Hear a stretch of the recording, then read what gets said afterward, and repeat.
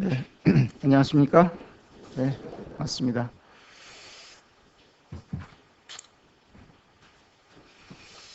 예, 우리 사람들은 그 감정이 매우 예민하기 때문에 작은 어떤 일에 대해서도 우리들의 감정이 왔다 갔다 하고, 특히 이제 장마철에는 이제 불쾌지수가 지금 높아지고 그렇지 않습니까?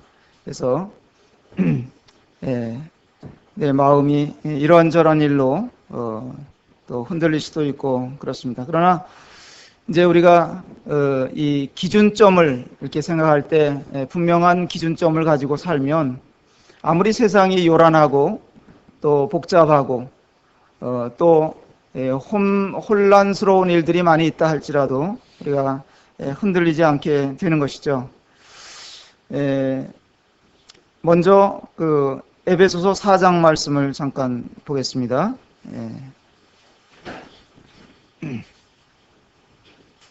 에베소서 4장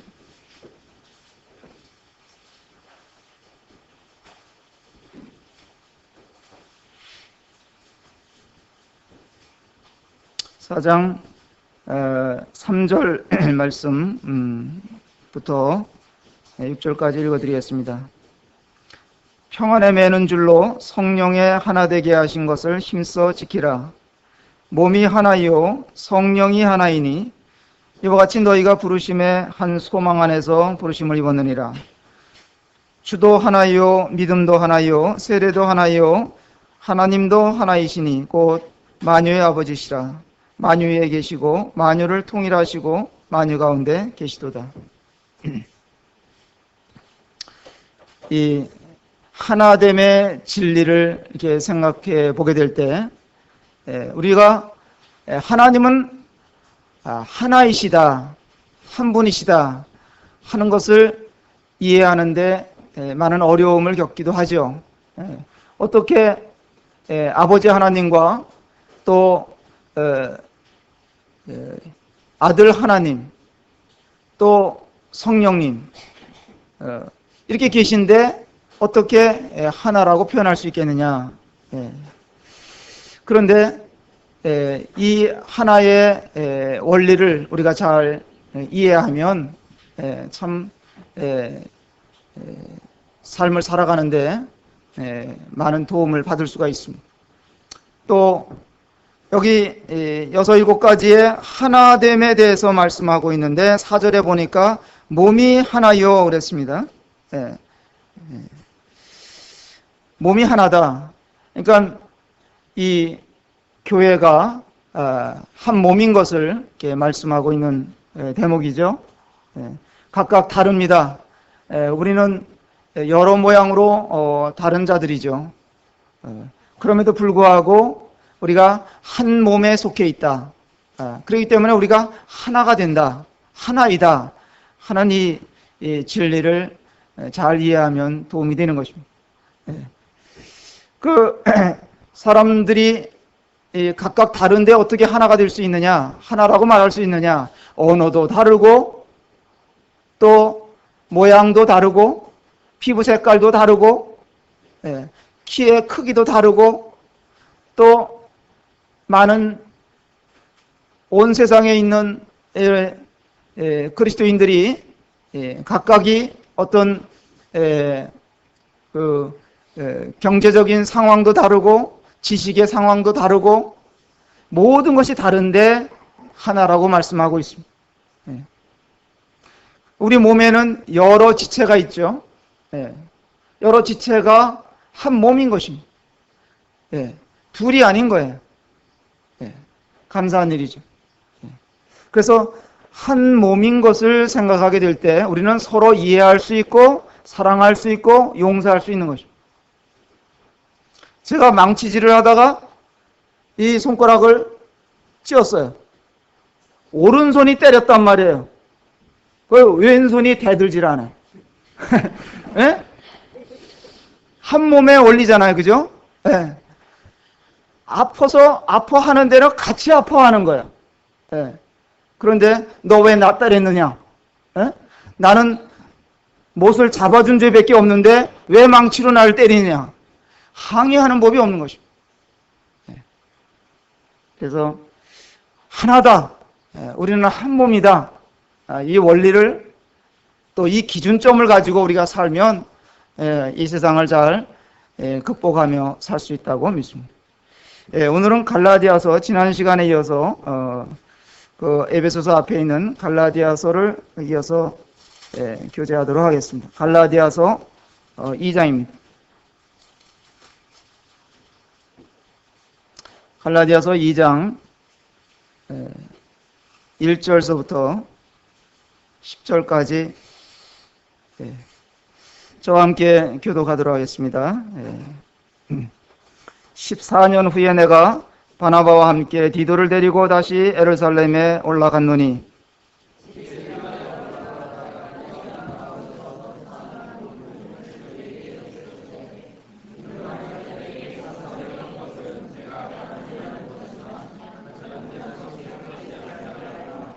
그러나 나와 함께 있는 헬라인 디도라도 억지로 할례를 받게 아니하였으니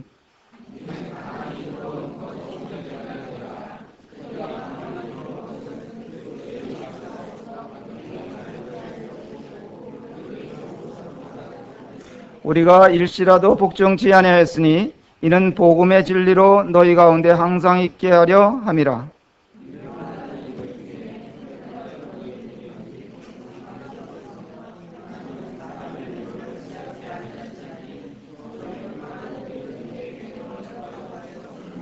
도리어 내가 무할례자에게 복음 전함을 맡김에 베드로가 할례자에게 맡음과 같이 한 것을 보고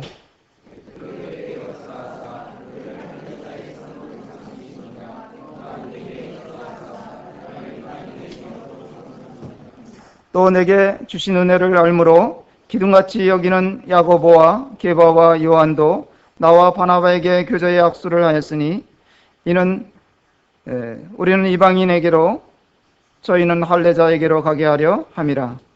다만 우리에게 가난한 자를 생각하는 것을 부탁하셨으니 그것을 나도 본래 힘써 행하노라.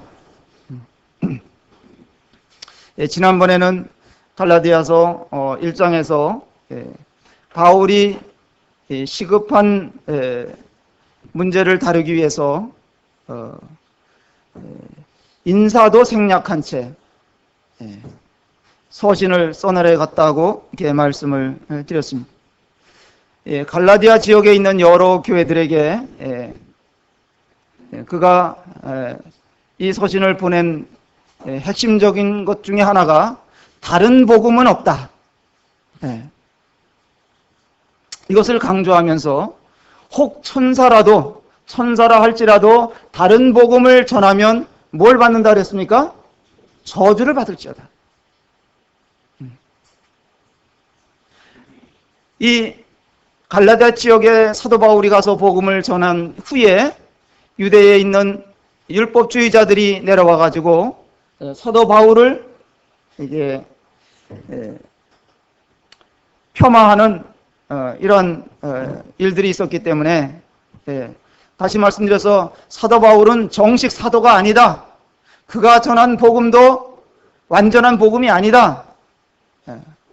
이래 가면서 사도 바울을 B급 취급을 하면서 모함을 한 일들이 있었기 때문에 인신공격도 서슴지 않았기 때문에 사도 바울이 이것에 대해서 강력하게 대응을 하고 있는 것입니다. 왜 그렇게까지 하느냐? 이렇게 저주를 받을지어다 한 말은 너무 심한 말이 아니냐? 그런지 모르지만은 결코 사도 바울이 그렇게 한 이유는 하나님의 복음이 더 이상 훼손받는 것을 원하지 않았기 때문에 그것을 막기 위해서 그렇게 강경하게 대응을 한 것입니다. 왜 저주를 받아야 되느냐? 다른 것으로 사기치고 속이는 것보다 이 복음을 왜곡하고 가짜 복음을 퍼뜨리는 것이 훨씬 더 죄질이 나쁘기 때문에 그런 것입니다. 사람의 영혼을 영원한 구렁텅이로 끌고 가는 것이기 때문에 그런 것입니다. 요즘에 말이죠. 어떤 가수라고 하는 분이 화투 그림을 그렸다가, 화투 그림을 대작이라 그러죠. 다른 사람에게 그리도록 해가지고 그걸 한 점마다 10만 원씩 줬다는 거예요. 그래갖고 자기가 사인을 해가지고 1,000만 원에 팔았다. 뭐 이래가지고 한간에 화제가 됐죠. 또 그 사람이 법정에 불려가기까지 이렇게 하는 것을 보았습니다. 저는 그분이 신학을 했다고 하면서 책을 쓰고 또 예수님에 대해서 허튼 소리 할 때 제 마음이 상했었습니다. 그 전에. 어쨌든 이 세상에는 보기에는 그럴듯하지만 다른 복음을 전하는, 가짜 복음을 전하는 자들이 부지기수다. 그것을 말씀드릴 수가 있습니다. 바울은 거듭거듭해서 여기 8절에도 그랬고요. 1장 8절에도 그랬고 9절에도 그랬고 10절에도 보면 저주를 받을지어다. 거듭거듭 무섭게 책망을 했습니다. 돈 갈취한다든지 말이죠. 짝퉁 상품을 만들어서 한 것은 다른 복음을 전하는 것에 비하면 그래도 양반이다 이거예요. 그렇다고 여러분들 보고 사기치라는 말은 아니에요. 거기에 비하면 세상에서 사기치는 것도 제품을 만들어서 속이는 거 이런 것도 나쁜 것이지만 거기에 비하면 이 영혼을 사기치는 거, 복음을 변질시켜서 전해가지고 그 영혼을 지옥에 몰아넣는 행위는 이거는 정말 용서받을 수 없는 그런 것이다. 가장 큰 죄는 사람의 영혼을 사기치는 것입니다.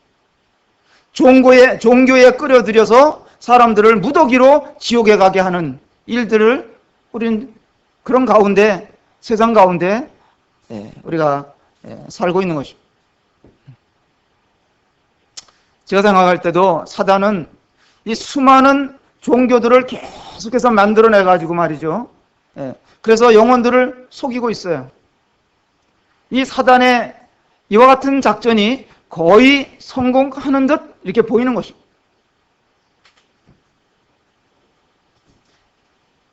여러분들께서 이 성경이 말하는 복음을 듣고 여러분들이 주님을 영접하고 구원을 받으셨다면 여러분들은 성공하신 분입니다. 쉽지가 않은 일이에요. 이 같은 가짜 세상에서. 가짜 복음이 판을 치고 있는 세상에서 참 복음을 깨닫고 구원받는다는 것이 이렇게 쉬운 일이 아닙니다. 여러분들은 구원받으셨다면 돈이 없어도 성공한 것이고 건강이 좋지 않다 하더라도 성공한 인생입니다. 심지어 지금 내가 별 일을 하는 것이 없는 그런 상황에 있다 할지라도 그래서 성공한 것이다 이런 얘기. 무슨 의미인지 이해하시겠죠? 이것이야말로 가장 큰 성공입니다. 이와 같은 내용이 1장 전반부에 해당되는 내용입니다. 지난 시간에 나눈 교재입니다. 1장 후반부를 잠깐 살펴보고 넘어가야 되겠습니다. 11절서부터 1장 11절부터 16절까지 보면 사도 바울이 자신의 간증을 하고 있는 거예요. 11절에 보면 내가 전한 복음이 사람의 뜻으로 된 것이 아니다. 복음의 출처가 사도 바울이 전한 복음의 출처가 어떤 학문적인 것이 그런 것을 익힌 것이 아니라는 것입니다. 신학교에 가서 체계적으로 뭐 배우다가 내가 이것을 퍼다주는 것이 아니다 이런 거예요. 예수 그리스도의 계시에 의해서 너에게 전해진 복음이다 하는 것을 말하고 있습니다. 12절에 볼 것 같으면 그 자신은 또 13절에 보면 12절 13절에 볼 것 같으면 자기는 어떤 사람이었다는 것을 간증하고 있는데요. 유대교에 심취해가지고 광적인 열심을 가진 자였습니다. 그래 예수 믿는 자들을 핍박하는 데 있어서 선봉을 섰다. 보통 열심이 아니어갖고 종횡무진 믿는 자들을 처단하는 일에 앞장섰던 것이다 말하고 있지 않습니까?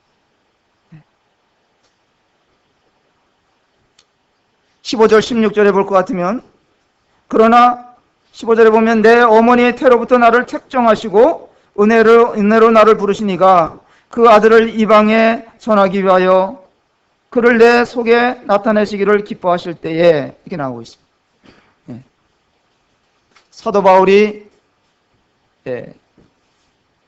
아무것도 모른 채 예수님에 대해서 알지 못할 때에 그가 열심만 유대교에 대한 열심만 가지고 저 다메섹 지역으로 예수 믿는 자들을 붙잡아다가 처단하기 위해서 가는 도중에 예수님의 음성을 들었습니다. 그때는 바울이 아니라 사울이었었는데 사울아 사울아 어찌하여 네가 나를 핍박하느냐 이런 음성을 들었습니다. 그리고 하늘을 쳐다봤습니다. 그 순간 그가 눈이 멀게 되었습니다. 그래서 하나님께서 아나니아라는 사람을 보내가지고 사울을 돌보게 하고 그의 믿음을 돕고 그가 거기서 회심하게 됩니다. 그래서 사흘 만에 눈이 떠집니다. 하나님께서 그를 왜 회심케 하셨느냐? 이방에게 복음을 전하게 하기 위해서 하나님의 그릇으로 쓰시기 위해서 그를 구원하셨다. 그 이야기를 하고 있는 것입니다. 나를 그렇게 이 일을 위해서 나를 부르셨다. 이미 출생 이전에 나를 택하신 것이다. 사랑하는 형제자매님들이 구원받으신 것이 분명할진데 구원하신 이유가 있는 것입니다. 아무런 가치도 없는데 필요도 없는데 우리를 구원하실 리가 없는 분이에요. 이미 창세 전에 우리의 구원이 준비되어 있었던 거예요. 이걸 알면 우리가 굉장히 놀랄 수밖에 없어요. 창조주이신 그분에 의해서 내가 택함을 받았다. 참 놀라운 거예요. 떠밀려갔다. 아까 그랬잖아요. 사회자가. 떠밀려간다. 우리는 떠밀려서 이 믿음 안에 들어온 자인지도 모르겠습니다. 억지로 떠밀려갔던 즐거운 마음으로 떠밀려왔던 이건 놀라운 것입니다. 그 전에 어떤 부자가 큰 부호가 자기 집에 큰 정원을 가지고 있고 연못도 있는데 말이죠. 없는 게 없는 분인데 하나 걱정거리가 있는데 자기 딸을 시집을 둬야 되는데 사윗감이 없는 거예요. 그래서 방을 붙였어요. 우리 정원에 있는 연못을 헤엄쳐서 건너가는 사람은 내 사위가 되고 내 재산 절반을 주겠다. 세 청년이 나타났는데 보니까 악어가 있는 거예요. 덤벼들 수가 없어요. 근데 용감한 사람이 한 청년이 건너갔어. 다행히도 악어가 물기 전에 그 나왔어. 그래서 물었어요. 내가 어떻게 이렇게 무사히 건너왔느냐, 용기가 있느냐 그랬더니 그가 하는 말이 날 떠민 자가 누구냐? 그래. 떠민 자. 우리는 떠밀렸든 어떻게든 하여간 주님의 부르심을 받은 자들입니다. 근데 알고 보니까 이것이 창세전에 다 예비되어 있었던 거예요. 그는 아라비아에 가서 17절에 보니까 또 18절에 17절 18절에 보니까 3년 반 동안 아라비아에 가서 시간을 보냈던 것 같습니다. 아라비아 어디로 갔을까? 많은 사람들은 페트라라는 지역을 지목하기도 합니다. 잘 모르겠습니다. 계속 3년 반 동안 거기 있었는지 다른 곳에 있었는지 알 수가 없습니다. 왜 아라비아로 갔을까? 아라비아 거기는 광야인데 아마도 졸지에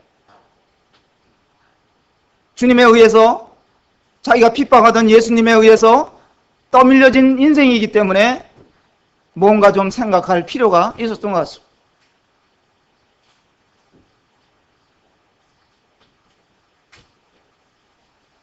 하나님께 여쭤보고 싶은 것도 많았을 것이고 궁금한 것이 너무나 많았기 때문에 광야에 가서 조용한 시간을 보낼 필요가 있었다고 생각했기 때문에 갔을 거라고 믿습니다. 과거에 모세도 광야에 갔었고 엘리야도 광야로 갔었고 다윗도 광야에서 많은 시간들을 보냈습니다. 광야에서 모든 인생의 그런 문제들을 해결하는데 그들이 도움을 받았습니다. 광야에 가서 묵상을 하고 기도하고 또 훈련을 시간을 보내고 다메섹으로 가서 복음을 전했다. 우리는 때로는 이런 과정이 필요한 것이죠. 연수 과정이 필요한 것입니다. 특별한 제목으로 쓰임을 받으려면 이런 훈련 과정과 숙성 과정이 반드시 필요하다고 믿습니다. 그렇기 때문에 우리가 성급해 할 필요는 없습니다. 나에게 있어서 아라비아는 어딘가? 인생의 광야는 아무것도 없는 그런 환경, 오직 하늘만 바라봐야 되고 하나님만을 쳐다봐야 되는 그런 환경이 광야다. 이렇게 말씀드릴 수가 있습니다.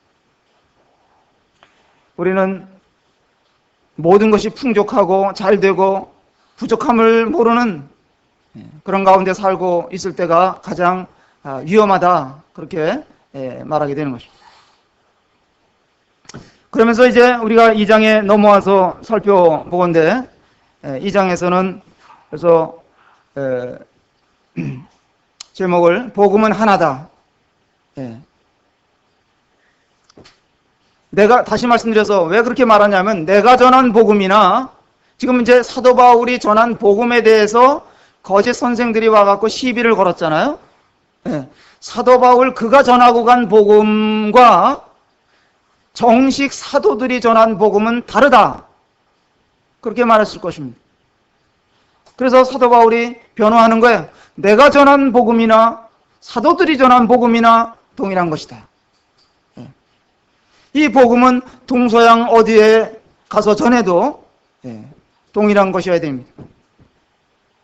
사도 바울은 2장에서 예루살렘을 재차 방문한 이야기를 하면서 이런 얘기를 하는 것입니다. 여러분들, 왜 복음이 하나여야 되겠습니까? 그 이유는 첫 번째로 제가 생각할 때는 하나님은 공평하신 분이에요. 그렇기 때문에 복음은 하나여야 되는 거예요. 여러분들이 생각할 때 이 세상은 공평합니까? 불공평합니까? 어떻게 생각하세요? 불공평하세요. 왜 불공평하다고 생각하십니까?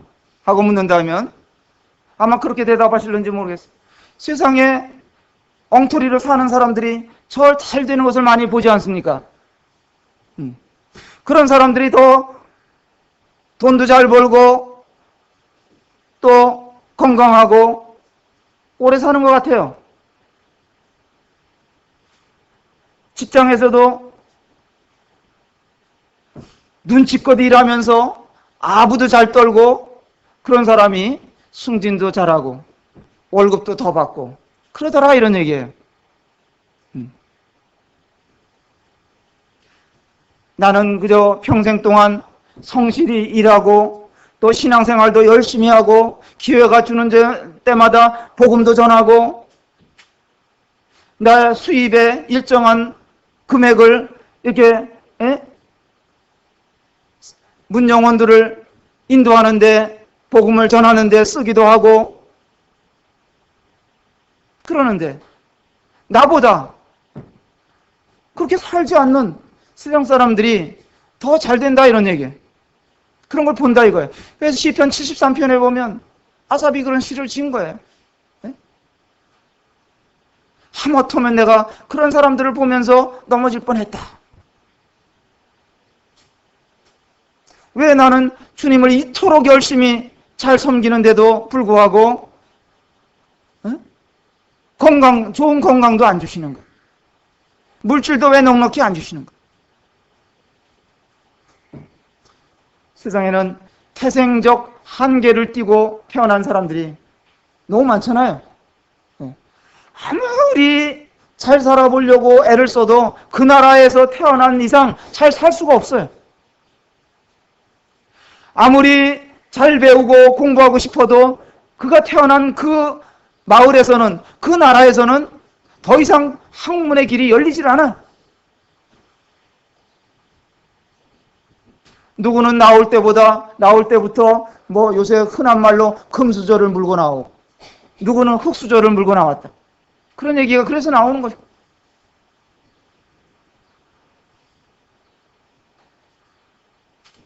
기도도 그래요. 기도도 어떤 사람은 기도를 즉시 응답받는데, 나는 가족을 위해서 울고불고 해도 응답이 없는 거예요. 하나님 정말 공평하신 하나님이냐? 어떤 집사님은 하나님은 너무 좋은 하나님이라고 막 자랑하고 다니더래요.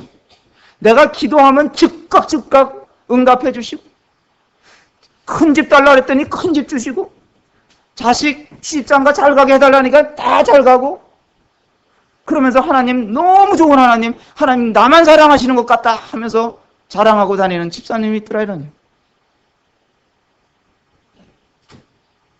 그런 사람, 그런 얘기를 들으면 내 속에서 하나님 너무하는 거 아니에요?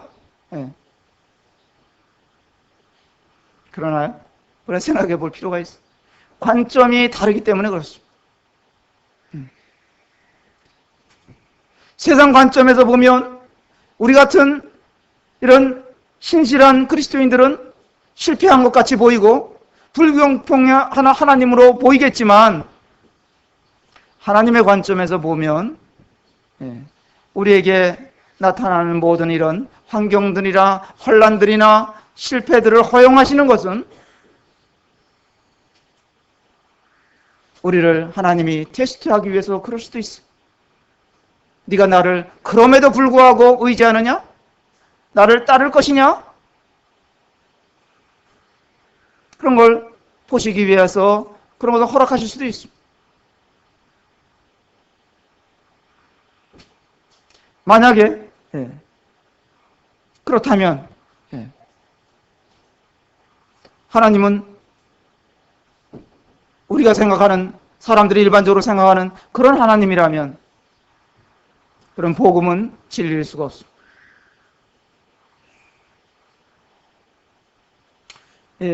지난번에 이제 스리랑카에 있는 김선영 형제가 자기가 이제 카스에다 올린 글을 이렇게 보니까, 스리랑카는 계속해서 이 신비주의 복음 때문에 아주 선교하기가 어렵다. 뭐 노상 들어온 얘기겠지만, 근데 뭐라고까지 얘기하냐면, 한국에서는 우리 스리랑카의 복음이 진리가 아닐 수 있지만 자기네들은 진리라는 거라. 다시 말해서 우리는 한국에서는 신비주의 복음이 안 통할지 모르지만은 스리랑카에서는 이 신비주의 복음이어야 된다. 그런 주장이라는 거예요. 그냥 그들의 사고를 바꾸는데 굉장히 어렵다는 것이죠. 이 복음은 유대인과 또 이방인과 이 나라와 저 나라를 구별하지 않습니다. 복음은 하나예요. 영국에서 전하는 복음이나 인도에서 전하는 복음이나 한국에서 전하는 복음이나 복음은 다 하나예요. 다를 수가 없어. 과거에 사도들이 전한 복음이나 또 중세 시대에 하나님의 종들이 전한 복음이나 우리의 선진들이 전한 복음이나 우리가 전하는 복음이나 다를 수가 없어. 달라서도 안 되는 거예요. 복음을 전하는 방법이야 다양할 수 있겠지만은 복음의 내용은 변할 수가 없는 것입니다.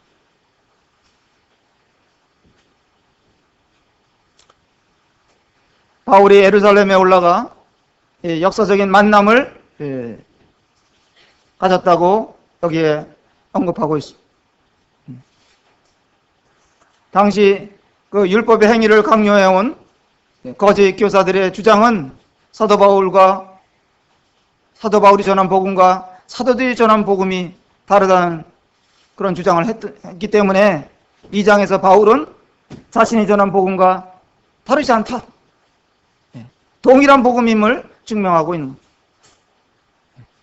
이 복음은 과거나 현재나 미래도 변할 수 없는 것이다. 누가 전해도 동일한 복음이다.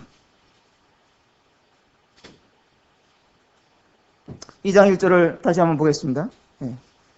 14년 후에 내가 바나바와 함께 디도를 데리고 다시 예루살렘에 올라갔노니 계시를 인하여 올라가 내가 이방 가운데서 전파하는 복음을 저희에게 제출하되 유명한 자들에게 사사로이 한 것은 내가 다름질하는 것이나 다름질한 것이 헛되지 않게 하려 합니다. 갑작스러운 예루살렘 방문은 뭐 때문이었을까? 이렇게 생각해 볼 수 있는 것인데 바울은 성령님의 계시를 따라 움직이고 또 복음을 전해왔습니다. 예루살렘에 올라가는 것도 성령님께서 올라가라고 하니까 올라간 거예요. 참고로 한번 볼까요? 사도행전 15장에 이 내용이 나와 있습니다. 손을 놓으시고 사도행전 15장에 가서 좀 보겠습니다.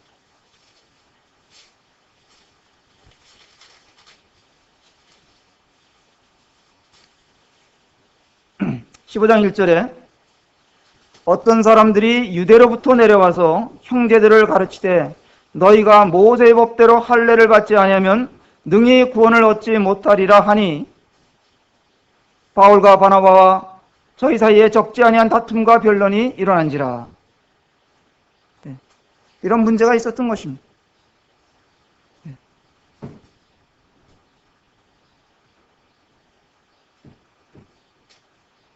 성령님에 의해서 사도 바울은 그가 주님을 믿는 순간 성령님께서 그 안에 오셨습니다. 그래서 그는 그때부터 성령님의 음성에 따라서 지시에 따라서 움직이고 말할 것을 말하고 그렇게 했던 것입니다. 서두에도 말씀드렸습니다마는 이 성령님은 믿는 자 안에 오신 성령님은 하나님이신 분이에요. 삼위 중에 한 분이신 거예요.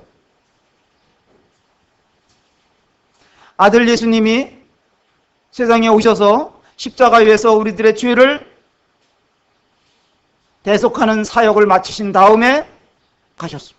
하늘로 다시 돌아가셨습니다. 부활하셔서 승천하셨습니다. 그때 그 이후로 성령님께서 강림하신 것을 우리가 잘 알고 있습니다.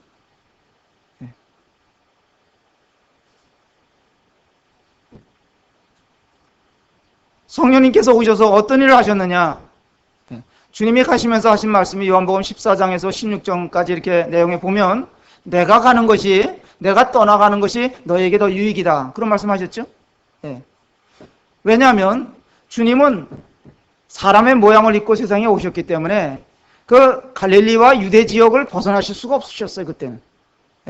그 안에서만 활동을 하셨는데 성령님이 오시면 범세계적인 활동 범위가 넓어지는 거예요. 그리고 시대를 초월해 갖고 모든 역사 속에서 이 성령님이 너무나 많은 일들을 하시는 겁니다. 성령님이 하시는 일도 독특해요. 사람들이 성경을 깨닫고 이해하는 데도 도움을 주시고 물론 성경이 기록되게 하는 데도 성령님께서 관여하셨어요.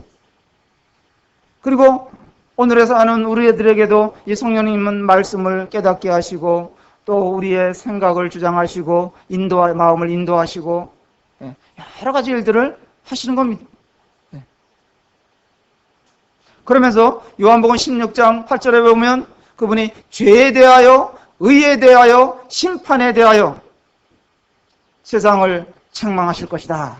다시 말씀드려서 깨닫는 일을 그분이 도우실 것이다. 그런 말씀을 하신 것입니다. 참고로 보실래요? 요한복음 15장 가서 한번 봅시다. 네, 요한복음 15장에 보시면 15장 26절에 한번 보실까요? 내가 아버지께로서 너에게 보낼 보혜사 곧 아버지께로서 나오시는 진리의 성령이 오실 때에 그가 나를 증거하실 것이요. 여기 보혜사 성령님이다 이렇게 나오잖아요. 도움을 주시는, 도와주시는 분 성령님이다 그런 표현이죠. 16장에 가서 좀 보실까요? 16장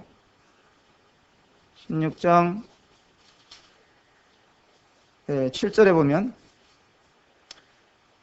그러나 내가 너에게 실상을 말하노니 내가 떠나가는 것이 너에게 유익이라. 내가 떠나가지 아니하면 보혜사가 너에게로 오시지 아니할 것이요 가면 내가 그를 너에게로 보내리니 그가 와서 죄에 대하여 의에 대하여 심판에 대하여 세상을 책망하시리라.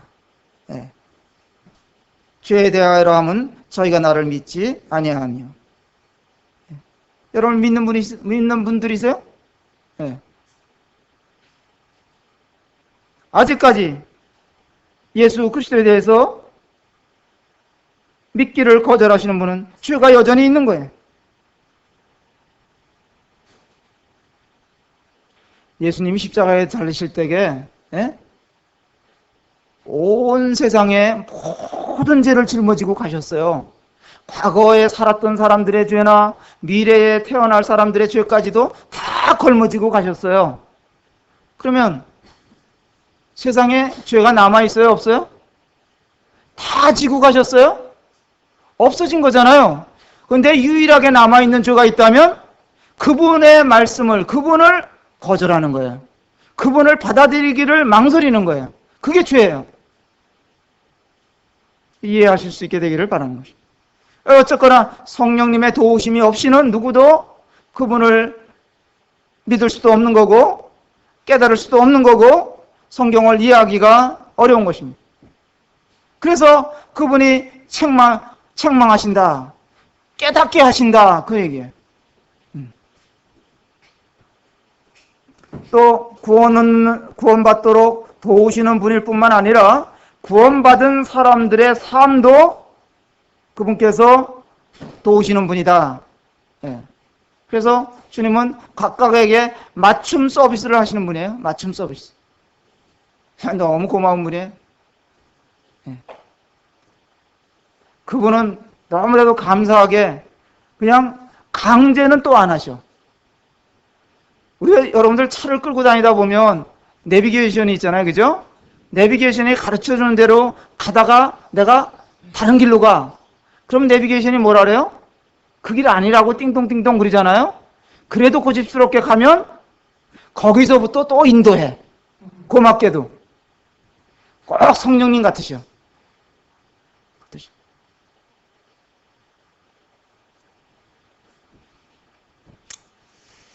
사도 바울은 이런 성령의 인도를 받아서 복음을 이방인들에게 전했어. 내가 너를 부른 것은 이방인들에게 이 아름다운 복음을, 진리의 복음을 전하라고 너를 부른 거다. 이해하겠느냐? 예, 그렇습니다. 가라. 갈라디아 쪽으로 가라. 그랬을 때 그가 갈라디아 지역에 가서 여러 지역에 다니면서 복음을 전했습니다. 많은 사람들이 믿었어. 구원받고 하나님께로 돌아오는 자들이 나타났고 거기에 교회가 세워지고 이런 것들을 우리가 잘 알게 됩니다. 아무리 바울이 탁월한 전도자요 또 교사라 해도 성령의 역사가 없으면 그가 하는 모든 일들은 헛수고에 불과한 것입니다. 때문에 오늘날 우리들도 그렇습니다. 성령님의 도움이 없이는 또 그분의 조명하심이 없으면 성경을 이해하는데 어렵습니다. 죄조차도 깨달을 수가 없어요. 내가 왜 죄인이라고 하시는지 이해가 안 가는 거예요. 그런 사람들에게는. 그래서 왜 복음이 하나야 되겠냐? 복음은 이 성령님의 역사이기 때문에 하나인 거예요. 하나님은 공평하신 분이기 때문에 복음은 하나여야 되고, 또 성령님의 역사이기 때문에 복음은 하나인 것입니다. 두 분의 성령님이 각각에 나타나셔서 역사하시는 거 아니에요. 한 하나님, 성령님께서 관여하시는 거예요. 주체가 주님이신 거예요. 전하는 사람이 아니에요. 이해하시겠죠? 전하는 사람이 주체가 아니에요. 성령님께서 주체이십니다. 그렇기 때문에 복음이 다를 수가 없어요. 하나여야 되는 거예요. 어느 나라에서나 누가 전해도 동일한 복음을 전하는 것입니다. 우리가 이것을 이해하면 많은 도움을 받을 수 있습니다. 그 다음에 또 하나 제가 생각하는 것은 복음은 참 쉬워야 된다 이거예요. 참 쉬워야 된다. 그래서 복음은 동일한 거예요. 하나인 거예요. 시험을 치를 때 시험 문제를 내는데 어떤 종류의 시험들이 있습니까? 어떤 시험이 OX 문제가 있을 수 있고, 그 다음에 또 어떤 문제가 있어요? 주관식이 있고, 사지선다형이 있고, 그 중에서 어떤 게 제일 쉬워요? OX가 제일 쉬워요. 근데 하나님이 OX 문제를 내시는 거예요. 아담과 하와이가 에덴 동산을 딱 지어 놓으시고 선악과를 에덴 동산 중앙에 놓으시고 먹을 거냐 말을 거냐. OX 너 어떤 거 할래? 그거잖아요. 노아에게 나타나셔서 너 방주를 지을래 안 지을래? 선택하라 이거잖아요. 오늘날 예수님을 딱 우리 앞에 제시해 놓으시고 믿을래 안 믿을래? 예수님 안에 들어올래 안 들어올래? 그거잖아요. 여러 개 중에 하나 고르라면 참 힘들어요. 그죠? 감사한 것이. 정답이 여러 개일 수가 없고, 여러 개라면 얼마나 어렵겠습니까? 골치 아픈 거. 복음은 누구나 그렇기 때문에 선택할 수 있는 유일한 단 하나인 거예요. 그래서 저는 이 복음이 진리인 것과 쉬운 것에 대해서 감사를 드리는 것입니다. 다시 돌아가서 보겠습니다. 갈라디아서 2장 5절에 보면 2장 5절에 우리가 일시라도 복종치 아니하였으니 이는 복음의 진리로 너희 가운데 항상 있게 하려 함이라. 복음의 진리. 복음은 진리입니다.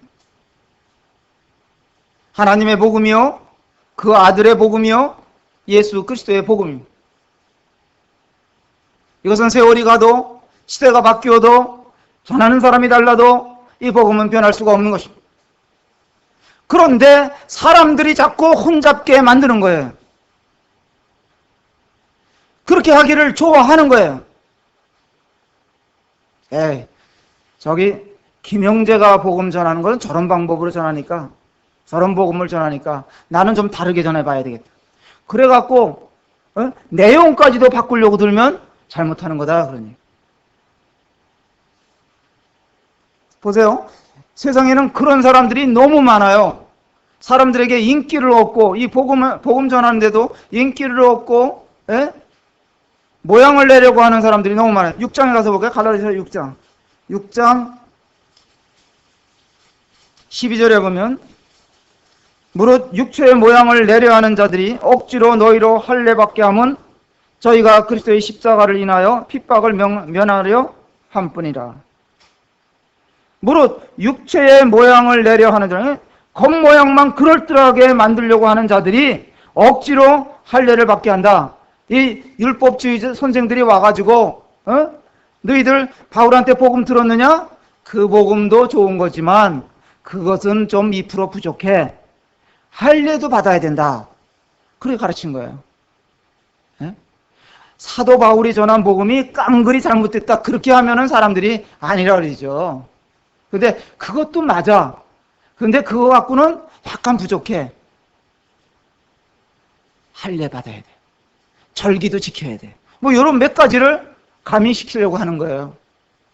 네. 그렇게 하면 유대인들에게 핍박받을 이유도 없어요. 왜? 유대인들이 요구하는 거 다 하거든요. 근데 유대교는 율법에 매여 있는 종교잖아요. 종교란 말이에요. 예. 오늘날 많은 기독교가 종교화돼 버렸잖아요. 예? 굴지의 교단들이 다 종교로 돌아가 버렸어. 전 세계인들을 상대로 해가지고 우두머리를 딱 세워놓고 있는 종교들도 너무나 장사가 잘 되고 있는 거예요. 사람들이 거기에 그 모양에 빠지는 거예요. 얼마나 화려해요. 거기 가면은 뭐 술, 담배 먹어도 되고 제사 지내도 되고 다 된다니까 사람들에게 인기가 짱이에요. 그러나 그거 종교다 이거예요. 모양을 내는 자들이다. 속지 말아야 됩니다. 복음은 하나예요.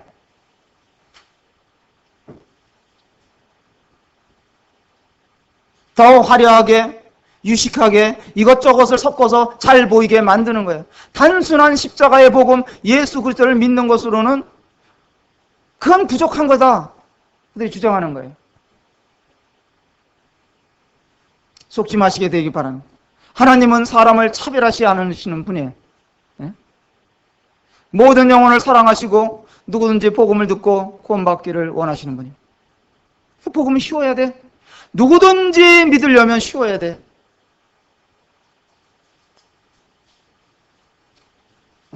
머리 좋고 유식하고 건강도 좋고 배경도 좋고 그런 사람들만 믿을 수 있는 복음이라면 그건 복음이 아닌 거예요. 그건 기쁜 소식일 수가 없어요. 어떤 사람들에게는. 네? 특정한 사람에게만 적용되는 복음? 그건 복음이 아니죠. 복음이라는 말은 우리 언젠가도 들었죠? 유앙겔리온이라는 단어가 사용이 됐는데 그건 좋은 소식이다 이런 얘기예요. 아주 어려운 복음을 어려운 질병을 고친 사람에게 있어서 그 병에서 나았다는 것은 복음일 수 있어요. 근데 그건 성경이 말하는 복음은 아니에요.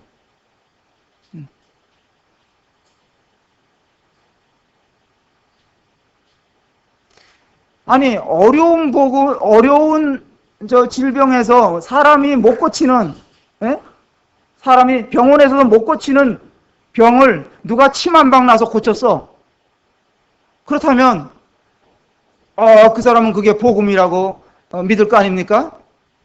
그런데 다른 사람은 침 맞을 이유가 없는 사람들이 얼마나 많아. 그죠? 병원에 안 가도 살아가는데 아무 지장이 없는 사람들이 얼마나 많아. 그런 사람들에게는 그게 복음이 아니잖아요.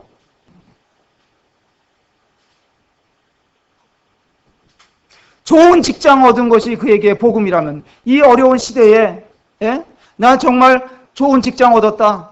연봉 몇 천만 원짜리 직장을 얻었다. 하나님 감사합니다. 그게 복음이라면 벌써 좋은 직장에 있는 사람들한테는 관심이 없잖아 그거.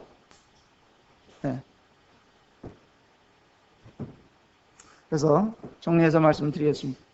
하나님은 공평하신 분으로서 모든 사람에게 적용되는 복음을 말씀하신 것입니다. 성령님은 우리의 구원을 도우시는 분이시고 또 우리의 영적 삶을 더욱 견고하게 하시는 일을 지금도 하시는 분입니다. 또 이 복음은 만인이 들을 수 있는 복음이고 쉬운 복음입니다. 성경이 말하는 복음은 하나인 것입니다. 성경은 오직 한 구주만 얘기하는 것이고 한 길, 하나의 복음만 말씀하고 있는 것이지 여러 길을 제시하고 있는 것이 아닙니다.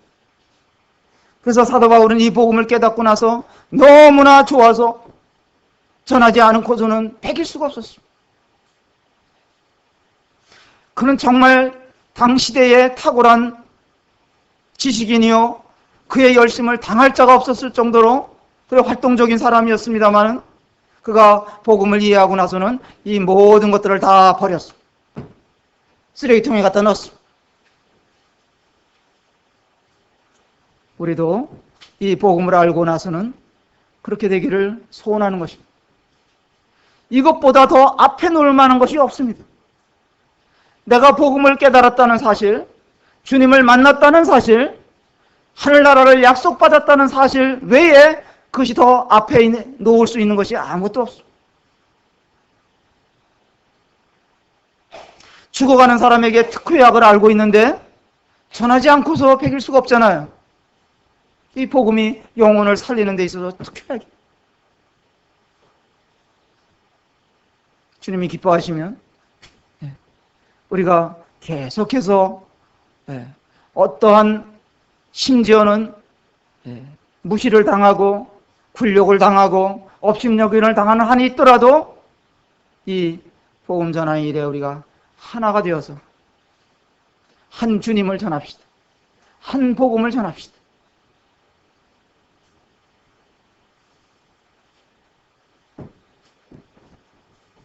감사합니다. 이렇게 우리가 동일한 한 지체로서 함께 주님을 섬길 수 있게 되는 것에 감사를 드렸고, 이런 소망 가운데 들어오지 못하신 분들이 들어올 수 있게 되기를 바라고, 특히 오늘 물 떠다 주신 분에게 감사드립니다.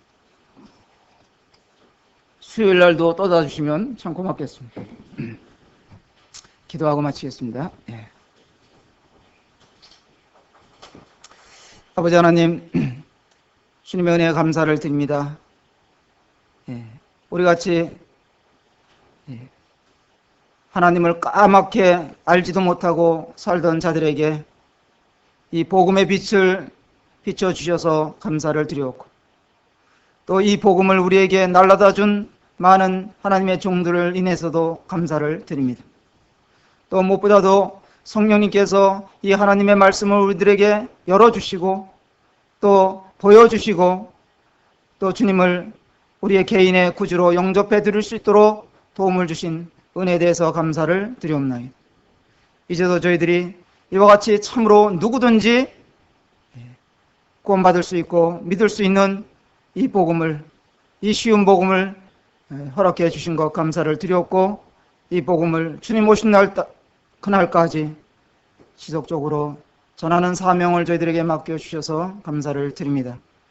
아버지 하나님, 한 주간을 지나는 동안 주님의 은혜를 다시 기억하며 살 수 있도록 도와주시옵고, 서로 우리 삶에 있어서 참 우리를 힘들게 하는 여러 요인들이 있다 할지라도 진정으로 우리는 성공한 자들인 것을 기억하고 기뻐하고 감사하며 찬양하며 한 주를 살 수 있도록 도와주시기를 간절히 원하올 때 모든 말씀 주 예수님의 이름으로 감사하고 기도합나이다. 아멘. 맞습니다.